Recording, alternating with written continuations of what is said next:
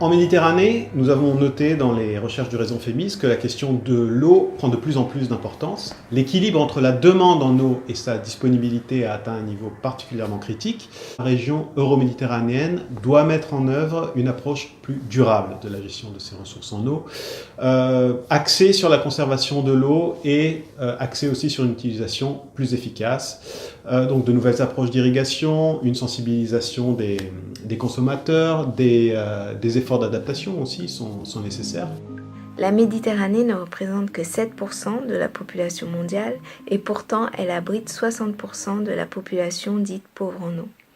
Aujourd'hui, 28 millions de Méditerranéens n'ont pas accès à l'assainissement et 18 millions de personnes n'ont pas accès à l'eau potable.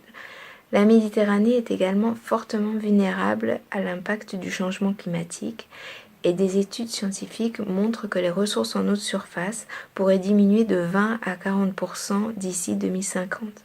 Parallèlement, la pression sur ces ressources va continuer à s'accroître du fait de l'urbanisation, de la croissance démographique, de l'augmentation de la demande en énergie, de la production alimentaire, mais également de la pollution. Ce que nous mettons en œuvre dans le cadre de nos différents projets, elle reste pour nous en tous les cas centrale, puisqu'elle permet d'avoir un langage commun qui va permettre de dupliquer des projets que l'on fait avec des partenaires. Je citer gouvernements locaux unis d'Afrique, toutes les villes africaines qui se trouvent, dont le siège se trouve à Rabat, mais aussi avec d'autres acteurs économiques, le FEMIS ou d'autres, qui nous permettent de travailler et de créer des passerelles, des traits d'union pour comprendre la performance que l'on peut tirer d'une décision politique et essayer ensuite de la traduire avec tous les indicateurs de développement qui vont nous permettre d'avoir des argumentaires concrets, économiques, sociaux, environnementaux et climatiques, de manière à diminuer cette vulnérabilité des populations. Aujourd'hui, le tourisme de masse peut être un grand contributeur à l'économie dans la Méditerranée en créant des emplois et en participant à la croissance. Cependant, il est vraiment l'une des activités les plus polluantes de la région puisqu'il produit à peu près 75% des déchets annuels dans cette région. Il faut donc trouver des solutions durables, des solutions alternatives. C'est par exemple ce que essaye de faire l'Union pour la Méditerranée avec sa plateforme de coopération sur les informations autour de l'eau en Méditerranée dans le sud, dans la région sud.